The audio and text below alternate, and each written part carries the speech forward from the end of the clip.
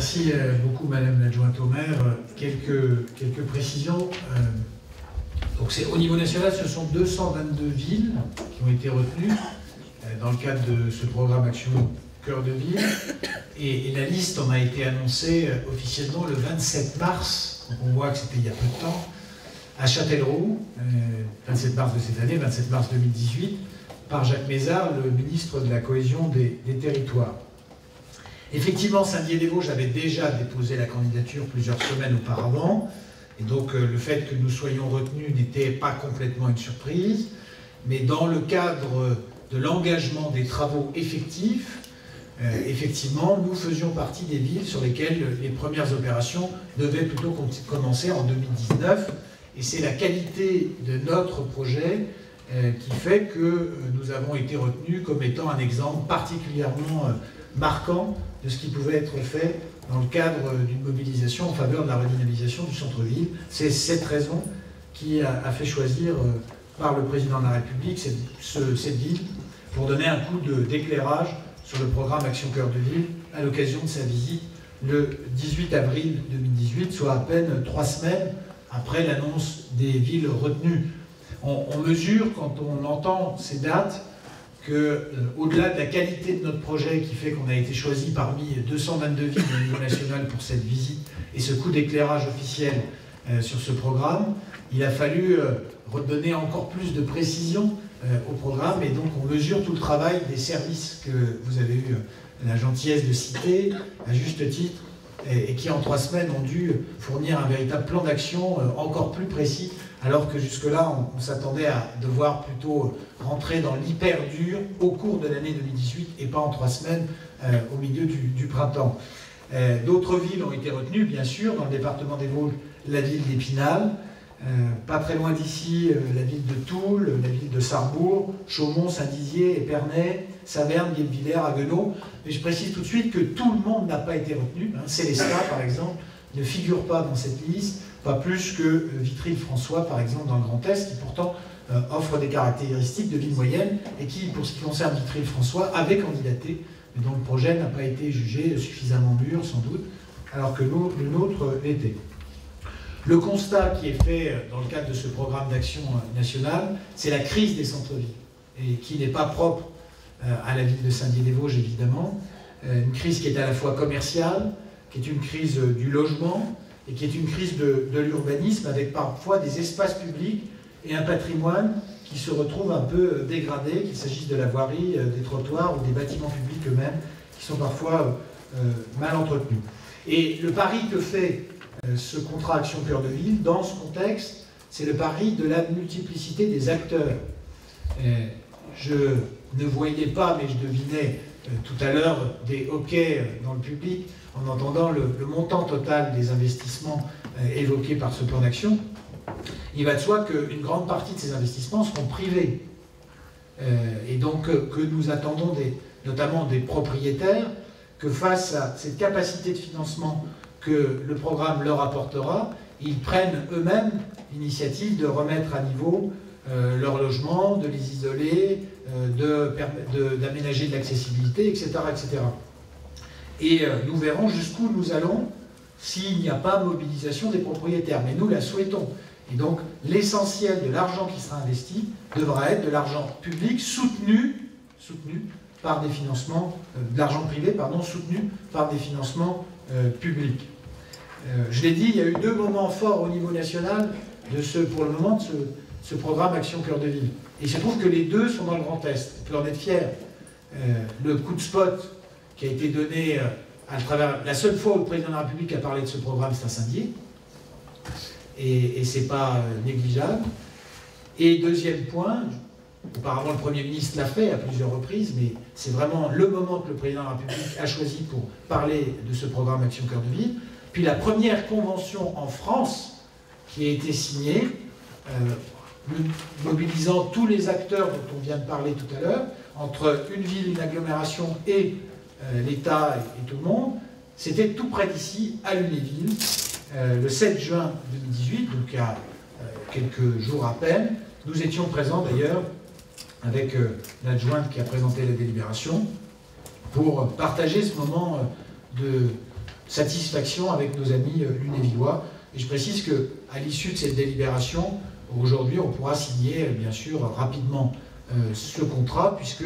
le comité régional d'engagement a donné son feu vert, aujourd'hui même, au dossier de Saint-Dié-des-Vosges, le jugeant de grande qualité. Vous avez rappelé, effectivement, Madame l'adjointe au maire, mais j'y insiste,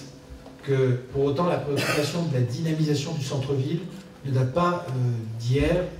dans la politique que nous menons, même si l'avantage de ce programme, c'est qu'il noue en germe, il rassemble des initiatives qui jusque-là étaient plutôt éparses. Il y a eu cette première réforme du stationnement en 2015, avec la gratuité le samedi après-midi après 15h, avec plus d'un tiers du parc de stationnement qui est devenu gratuit. Il y a eu ces démarches de valorisation, vous l'avez dit, du patrimoine de la reconstruction, le lancement d'un recrutement d'un manager de centre-ville, avant même le programme dont nous parlons aujourd'hui, les projets sur la gare qui vont commencer à partir de cet automne avec la création de plus d'une centaine de places de stationnement à proximité de cette gare qui pourront aussi être utilisées par ceux qui veulent consommer rive gauche, les animations de l'été en grand, le lancement d'une démarche de secteur patrimonial remarquable, le lancement de l'aménagement d'un nouveau jardin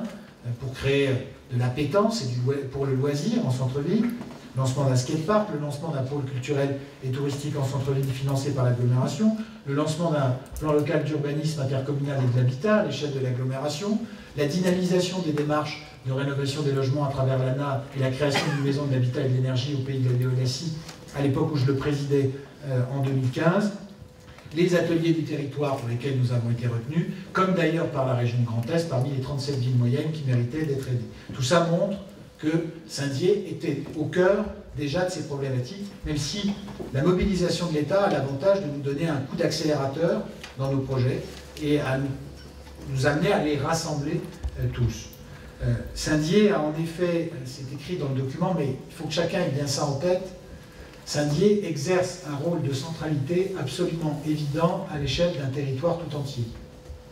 Bien sûr, la population de cette ville représente pas loin du quart de la population de la communauté d'agglomération. J'ai d'ailleurs observé avec un petit peu de facétie que le chiffre qui est donné dans le document qui vous est proposé ce soir est celui de la population légale pour Saint-Dié-des-Vosges et celui de la population municipale pour l'agglomération, ce qui fait que le chiffre de Saint-Dié est légèrement sous-estimé, celui de l'agglomération légèrement surestimé, puisque on a 20 000 habitants en population légale, 76 000 à l'échelle de l'agglomération, 21 200 et quelques en population municipale, et 80 000 effectivement à l'échelle de l'agglomération. Donc c'est toujours à peu près un quart de cette population qui est dans l'agglomération, et surtout 85% des flux pendulaires concernent la ville de Saint-Dié. C'est-à-dire que 85% des mouvements qui sont faits dans l'agglomération de Saint-Dié-des-Vosges passent